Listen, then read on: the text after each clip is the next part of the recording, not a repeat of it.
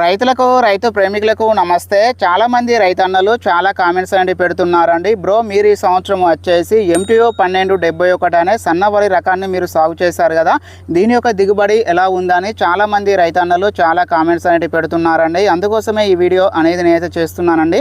మనమైతే ఈ సంవత్సరం వచ్చేసి 1271 అనేది ఒక 3 ఎకరాల్లో మనమైతే సాగు చేశామండి. మనకైతే మంచి దిగుబడి అనేది రావడం జరిగింది. మనకైతే ఒక ఎకరానికి వచ్చేసి 2 ట్రాక్టర్ల చొప్పున మనకైతే దిగుబడి అనేది రావడం జరిగిందండి. మనమైతే ఇందులో వచ్చేసి 3 సార్లు ఒక ఎరువులు అనేటివి మనం వేసామండి. ఒక 2 టైమ్స్ వచ్చేసి మనమైతే మందులు అనేటివి మనమైతే స్ప్రే చేసామండి. అయితే ఇందులో కొద్ది వరకు ఈ కాటక తెగులు సమస్య అనేది ఈ సంవత్సరం వచ్చిందండి. అంటే ఈ సంవత్సరం మబ్బులతో కూడిన వర్షాలు అనేవి ఎక్కువగా ఉన్నాయి కాబట్టి ప్రతి సీడ్లో కూడా ఈ కాటక తెగులు అనేది నార్మల్గా వచ్చిందండి. మనకైతే ఈ పిలకలు వచ్చేసి ఒక్కొక్క గంటకు వచ్చేసి 18 నుండి 25 వరకు ఈ పిలకలు అనేటివి రావడం జరిగిందండి. దీని యొక్క దిగుబడి అనేది చాలా అంటే చాలా బాగా ఉందండి. మనమైతే ఇందులో వచ్చేసి వరి నాట్లు వేసుకునే సమయంలో DAP మరియు ధరణి శుద్ధి అనేది మనమైతే వేసామండి. ఒక ఎకరానికి వచ్చేసి DAP మనం ఒక 50 కేజీల చొప్పున మనం తీసుకున్నాము.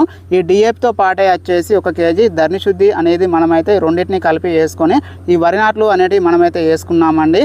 ఈ వరి నాట్లు వేసిన కరెక్ట్గా 18 రోజుకు వచ్చేసి మనమైతే ఒక ఎకరానికి వచ్చేసి 20-20-0-13 ఒక 25 కేజీలు, యూరియా వచ్చేసి ఒక 50 కేజీలు, ఈ రెండింటితో పాటే వచ్చేసి సీవీడ్ వచ్చేసి 1 కేజీ, యూమిక్ వచ్చేసి 1 కేజీ అండి.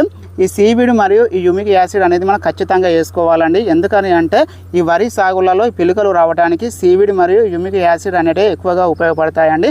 మళ్ళీ వచ్చేసి మనం ఒక 50 రోజుల సమయంలో వచ్చేసి ఆర్గానిక్ పొటాస్ ఒక 25 కేజీలు, దీంతో పాటే వచ్చేసి ఒక 25 కేజీల యూరియా, ఈ రెండింటితో పాటే వచ్చేసి మనము ఈ ప్యాడికింగ్ ఈ మూడింటిని కలిపి మనమైతే వేసుకున్నామండి. అలాగే ఒక 2 టైమ్స్ వచ్చేసి మనమైతే ఈ మందులు అనేవి మనమైతే స్ప్రే చేసామండి. మనకైతే ఈ సంవత్సరం మంచి దిగుబడి అనేది వచ్చిందండి. మా ఏరియాలో MTO 1271 అనేది చాలామంది రైతన్నలు వేశారు. అందరికి కూడా మంచి దిగుబడి అనేది వచ్చిందండి.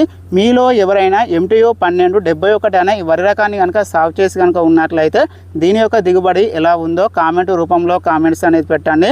తోటి రైతులకు ఉపయోగకరంగా ఉంటుంది.